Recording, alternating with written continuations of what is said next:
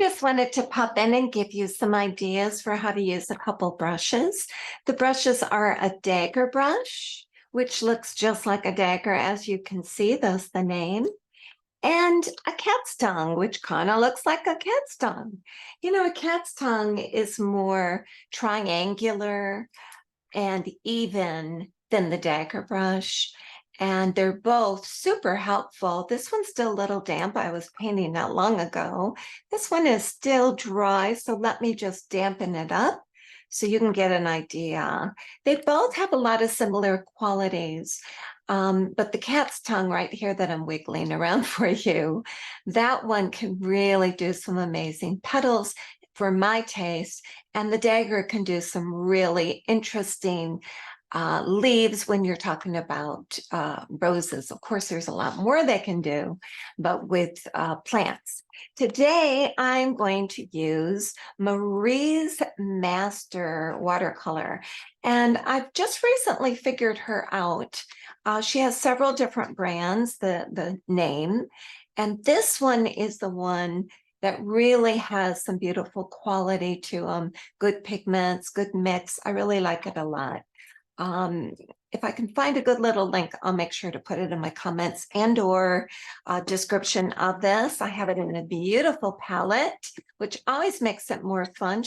Just a small group. I haven't gone all the way with Marie's because, or Maria's, because I just love a variety of paints. So here we go. I'm going to start with, and I'm not going to do the whole rose with you today, but if you're interested in seeing a real-time tutorial that'll take you step by step of how I did this and others, just go ahead and consider joining me even for a month in my Patreon site.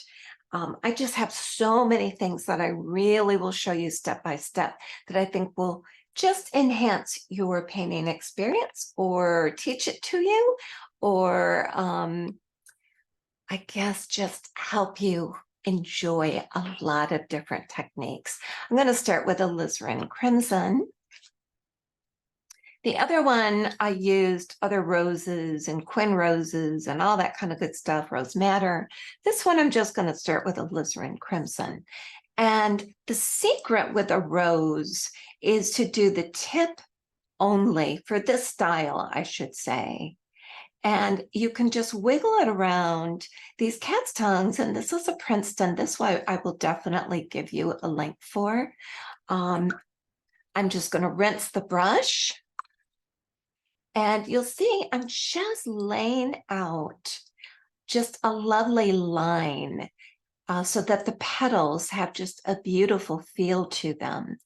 And I'm just pushing that back in to stay in the groove there of this petal. And these rose petals are just so lovely this way. I'm rinsing again. I'm playing with my water and pushing it back up and maybe getting a few little, you know, those lovely veins you can get sometimes with watercolor as it grows. So that's how I'm starting this whole project, with a cat's tongue. And I can go back in. I can just really lay some down that are nice and lovely and beautiful, and then just flatten them and tap them into a veiny type feeling with this rose. And like I said, if you want to see the whole one, let me know. Let me real quickly also show you my dagger brush techniques. I'm going to sap green and getting that all activated. I'm going to tap up just a little bit next to me so it's not quite as loosey-goosey. But what's nice when you're doing like daggery kind of things is you can just kind of dance and squiggle around and do layers that way, where you can just get a lot of really fun. Oops, we didn't know we'd do a paint splatter today, did we? But you can get some really fun textures. I'm going to go in with a little bit of burnt umber just for fun and get some textures going. Here's some burnt sienna as well. And I might go back in as it's drying to just really get some of those those great darker squiggly kind of edges. You know, timing's everything when you're painting little details. Here's some Payne's gray on it too. The blue undertone will do some nice things with that.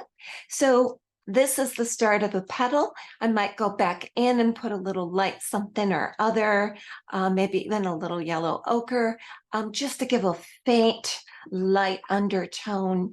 And the same thing with my little leaf. I love sometimes, instead of the same old leaf, to do some little sharp, squiggly, twisted ones. And that's what this one's all about as well. I'm going to even go down right in that area just for fun. I will put some of these links of both brushes and anything else I can think of. And again, consider joining me with my Patreon site. I'll link you with that too. Hope that's helpful. Bye-bye.